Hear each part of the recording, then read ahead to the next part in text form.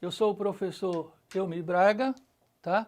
E o nosso assunto de hoje é razão, proporção e regra de 3. Bom, eu vou falar de razão e de proporção e falar de grandezas que são diretamente e inversamente proporcionais para poder chegar na nossa famosa regra de 3, ok? Bom, vamos lá. Vamos entender o que é razão. Primeiramente, o que é uma razão? Uma razão entre dois números, A e B, com B diferente de zero, evidentemente, porque não podemos ter um zero no denominador de uma razão. Isso aí é um absurdo em matemática, não existe. Eu indico por A dividido por B ou A sobre B. Ou eu indico dessa forma ou dessa forma. Por exemplo, se eu tiver 3 quintos, ok? Isso para mim é uma razão.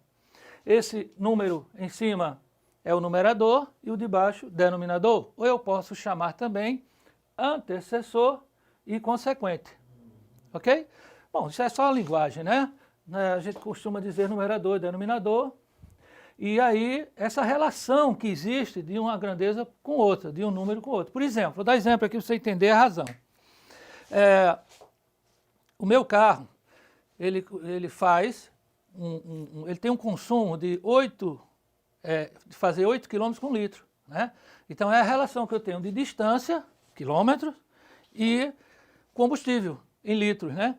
Então o meu carro ele faz 8 km por litro, ok? Então essa razão, essa relação de um valor com outro, isso se chama razão, tá? E aí você pode pegar, por exemplo, a escala de um projeto, é uma escala que mostra a relação do projeto, da distância no projeto com a distância real, né? É uma grandeza também muito utilizada aí na matemática, que são as escalas.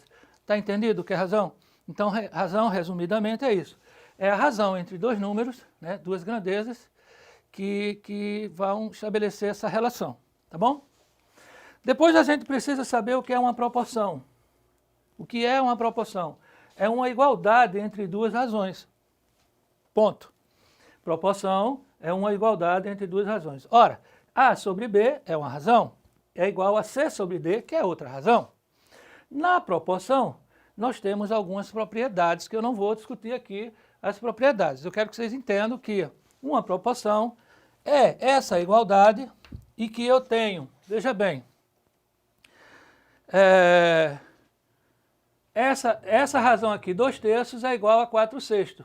Tá? E como é que nós trabalhamos com isso? Nós temos, a gente segue assim, ó, a gente faz isso, desce uma seta para cá e volta, tá vendo? Então, esses termos aqui, que eu estou assinalando, são chamados 2 e 6, deixa eu escrever aqui, 2 e 6 são os extremos. São os extremos dessa proporção. E 3 e 4 são os meios dessa proporção. É muito importante você entender isso, porque você vai daqui determinar valores que você precisa conhecer, né? Por exemplo, se aqui no lugar do x fosse um x, né, e eu quisesse saber o valor dessa grandeza, eu uso essa regra aí, a regra o produto dos meios é igual ao produto dos extremos. Essa regra é muito conhecida, né? Produto dos meios, que são esses dois aqui, ó, 3 e 4, são os meios, porque a minha sequência é essa, eu começo aqui e termino aqui, tá? Então esses são os extremos e esses são os meios. Então o produto dos extremos é igual ao produto dos meios, ok? Então aí eu posso calcular a variável que eu precise, enfim, é muito importante isso. Por exemplo, se eu quiser saber se 4/3 e 12 nonos são uma proporção, se formam uma proporção. Então, para eu saber se essas duas razões formam uma proporção, eu escrevo 4/3 é igual a 12 nonos. Se essa propriedade aqui de produto dos meios é igual ao produto extremo valer, acontecer, então é uma proporção. Então é só fazer 4 vezes 9 é igual a 3 vezes 12. Se isso aqui for verdade, 36 igual a 36, que é uma verdade, então essas duas razões formam uma proporção. Bom, eu quero, antes de começar em regra de 3, deixar bem entendido que é razão, que é uma proporção, tá? Eu não vou entrar na questão das propriedades das proporções, que existem algumas propriedades de proporção. Não é o caso aqui. Nosso caso é começar agora o que são grandezas diretamente e inversamente proporcionais, ok? Bom, vamos entender o que é uma grandeza diretamente proporcional. Uma coisa que é diretamente proporcional é que existe uma igualdade das razões, tá certo? Quando uma razão igual a outra, elas são diretamente proporcionais. Quando, por exemplo, eu vou dar um exemplo bem simples, você vai comprar pães. Se cada pão custa 25 centavos e você vai numa padaria e compra 5 pães, né, você vai pagar quanto? R$1,25. No entanto, se você for à padaria e comprar agora 10 pães, evidentemente você vai pagar o dobro, você vai pagar R$2,50, não é verdade? Isso é um exemplo comum, bem corriqueiro. Então, são grandezas. Quais são as grandezas que eu tenho? Eu tenho a grandeza pães, em unidades, e tenho outra grandeza valor, em reais, entende? Então, eu organizo isso. Eu tenho pães e tenho valor. Quando eu aumento uma grandeza, ou seja, quando eu aumento a quantidade de pães, evidentemente, eu aumento o valor que será pago. Então, eu tenho uma coisa, uma relação direta de uma grandeza que ascende e a outra que também ascende, ou seja, sobem proporcionalmente, conforme for acontecendo. Ok? Está entendido que são grandezas diretamente? Bom, aí vai ter outros exemplos aí que você pode tomar, né? Por exemplo, se eu vou abastecer meu carro, eu pago R$100 de combustível, é evidente que se eu aumentar a quantidade de combustível, eu vou aumentar o valor que eu vou pagar. Então, isso é diretamente proporcional. A gente tem aí no dia a dia vários exemplos de grandezas diretamente proporcionais. Agora, grandezas inversamente proporcionais são grandezas que ocorrem o contrário. O que é o contrário? Uma grandeza vai subir e a outra vai descer. Vamos chamar como exemplo, que é bem comum, por exemplo, a relação que a gente faz de velocidade e tempo. Por exemplo, se eu for daqui para Natal, a uma distância de 180 km, e a uma velocidade de 80 km por hora, eu vou gastar aí em torno de 3 horas, né? Mais ou menos 3 horas, eu não sei exatamente. Mas se eu aumentar a velocidade, se eu, ao invés de fazer de 80, eu fizer por 100 km, com 100 km, é evidente que vou gastar menos tempo. Então, eu tenho duas grandezas, eu tenho velocidade e tenho tempo. Quando eu aumento a velocidade, esse meu tempo, né, considerando que a distância é a mesma, esse tempo diminui. Então, são grandezas inversamente proporcionais, tá certo? Ok? Então, está claro que são grandezas diretamente, inversamente proporcionais, tá? Bom, agora, uma vez entendido o que são grandezas diretamente, inversamente proporcionais, eu posso entrar em regra de 3. E regra de 3 a gente aprende na prática. Como tudo em matemática, é prática, a gente tem que estar fazendo, exercitando, praticando, né? Como disse o poeta, 80% é suor e 20% é inspiração, né? Ou seja, 80% transpiração e 20% inspiração. Então vamos transpirar aqui um pouquinho, tá? O que é a regra de 3 simples? Presta atenção, uma regra de 3 simples é quando ela envolve apenas duas grandezas. Então eu digo que ela é simples, é uma coisa bem fácil. Veja bem, um carro, vamos tomar esse exemplo aqui, um carro faz 180 km com 15 litros de álcool, tudo bem? Então eu tenho duas grandezas aqui, eu tenho litros, né, de álcool e tenho distância em quilômetros. Então eu tenho distância, que é uma grandeza, que a unidade é quilômetro, e tenho álcool, que a unidade é litros. Então, uma distância de 180 quilômetros, eu faço com 15 litros de álcool. Quantos litros de álcool gastaria para percorrer 210 quilômetros? Então, para fazer 210 quilômetros, X como a grandeza que eu quero saber, quantos litros de álcool. Então, como é que eu faço isso aqui? Ok? Veja bem, se eu aumento a distância, eu vou aumentar o consumo?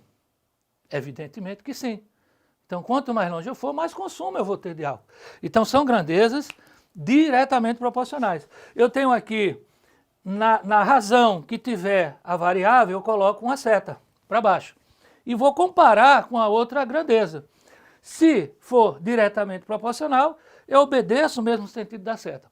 Se for inversamente proporcional, eu inverto o sentido da seta. Então, eu já observei que distância e álcool são grandezas diretamente. Então, eu aumentei a distância de 180 para 210, evidentemente eu vou aumentar meu consumo de álcool. Então, como é que eu resolvo isso? Aí eu venho aqui, ó, a proporção. Eu vou colocar 15 sobre x é igual a 180 sobre 210. Observe que eu não inverti nada. Então, as razões continuam. A proporção prevalece aqui, tá vendo? Não houve nenhuma inversão. Então, resolvendo isso aqui é fácil, né? Eu posso cortar esse zero com esse zero. Aqui eu faço 15 por 5, ficou 3 aqui em cima. 15 por 3 dá 5 aqui em cima. 21 por 3 dá 7 aqui embaixo, né? Então vai ficar x é igual a 5 vezes 7, dividir aqui por 5. Não, perdão. Não, é melhor, eu vou fazer aqui. Deixa eu corrigir isso aqui, gente, por favor, tá? Só um minutinho. É que eu estou simplificando. 15 é igual a 180. Não, aqui está certo, correto, aqui está correto. Agora é só a simplificação. Cortei 0 com 0. 18 e 21 eu posso dividir por 3, né? Aqui vai ficar 6. 18 por 3 dá 6. 21 por 3 dá 7. Então, como é que vai ficar meu x? É igual a 7 vezes 15, né? Aqui ficou 15. 7 vezes 15 dividido por 6. Então, x é igual... 7 vezes 15 dá 105, dividido por 6. Quanto é que dá 105 dividido por 6, gente? Deixa eu fazer aqui.